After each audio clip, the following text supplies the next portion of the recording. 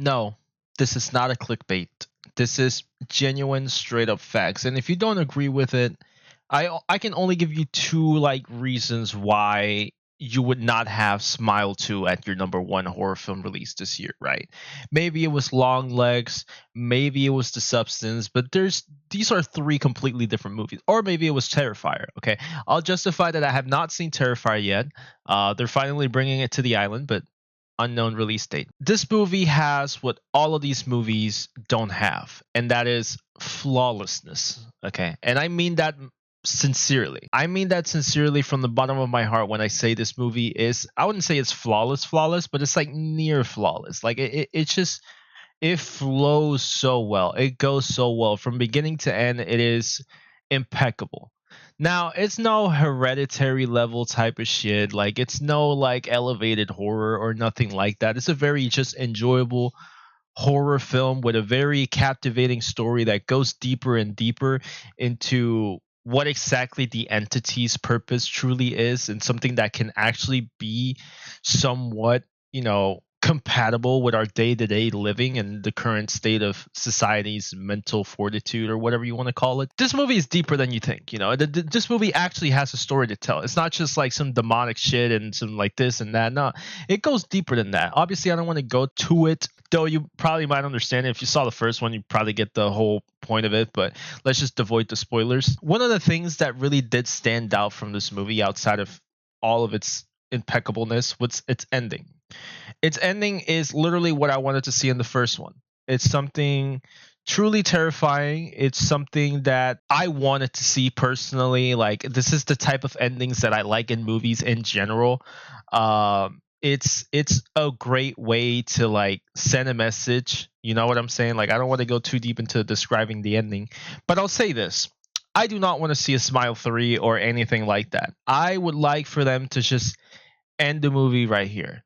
Don't touch it. Don't even think about making a spin-off or like an origin story of where it started or anything like that. Just let it die. You already did. The first one was a surprise movie of 2022, and this one is the best horror film release in 2024. I mean, like you did it. You guys did it. You guys did the unthinkable. Now let it die. Okay, let it just die down. Let it have its own legacy. It has its own legacy. Leave it there. Don't touch it. There's a lot of people, they get greedy. This movie is gonna do very well in the box office. I can tell. It's a movie that a lot of people knew about, especially with its original marketing campaign, and it is a movie that deserves it. It really, really, I'm telling you, man, it does everything so well from start to finish. The movie has it's pretty heavy on jump scares, but I'm not gonna lie, I would say over 50% of the jump scares are actually do work. Like I saw myself startled like one or twice, and that's unheard of. I barely get startled or like get startled at all. And this movie did it more than once. Like, these jump scares are very like unpredictable. Actually, they're literally just unpredictable, and they kind of just, there's just weird jump scares. And I feel like that just goes to show how in touch they are with horror communities in general, because they're the moments some of these jump scares come into play are moments where you're expecting something different.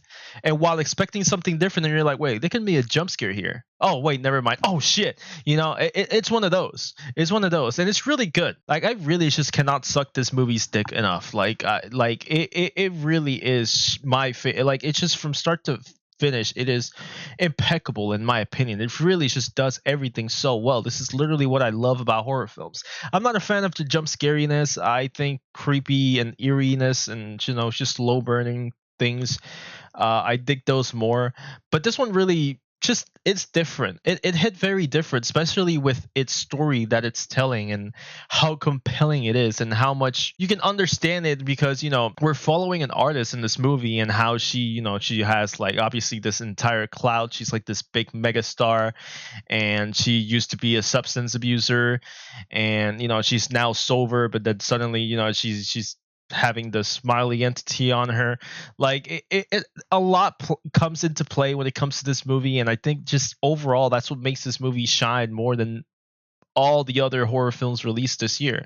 Like, And it also doesn't have that flaw that every single horror movie lately has been struggling with, which is its third act, or movies in general. They always struggle to close a movie out and having like abysmal third acts. Long Legs specifically, like I love Long Legs, but you gotta admit the third act was pretty shitty.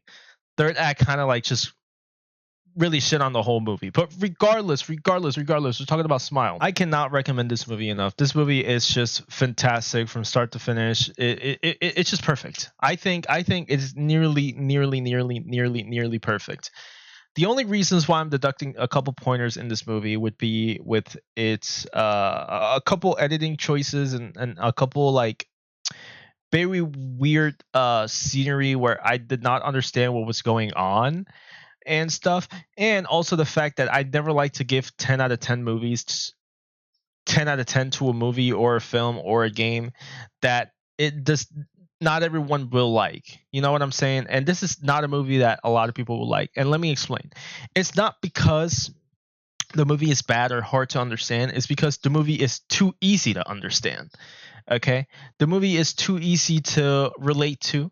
Like I said, if you've seen the first one, you already know what it implies. It has to do a lot with suicide and stuff.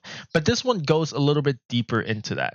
It goes a little bit deeper into the thoughts of someone wanting to kill himself. You know, it goes way deeper into that, and a lot of things are thrown there where you might even feel identified if you're just going through tough times. Which is why when I reviewed this movie on TikTok, um, I said that I do not recommend people going through rough times to see the movie because it might just trigger something. And of course, we don't want such a tragedy to occur. You know, if you are perfectly sane and you understand that this is just a movie and those thoughts were not going to corral your mind or, you know, just take over your mind or whatever, this is this is a must watch. Like if you like horror films or it's just you know just gonna take a girl out on a date or whatever, this is a good film. You will watch it, you will go at the end, and then you will talk about it, and you will be scared, you will be frightened. There's a lot of gory scenes, there's a lot of gore, there's a lot of fantastic acting, there's just a lot of stakes, a lot of tension. It's just everything just works. Everything is just elevated to like 1,000. And with its finale, which is honestly to a certain extent it's scarring. Its finale is literally just scarring. So giving this movie a rating, I'm literally just going to give it a 9.8 out of 10. Like, it's just really good. I think this is the best horror film released this year. Storytelling, scares, stakes, ending, beginning, everything. Just 10 out of 10s all across the board.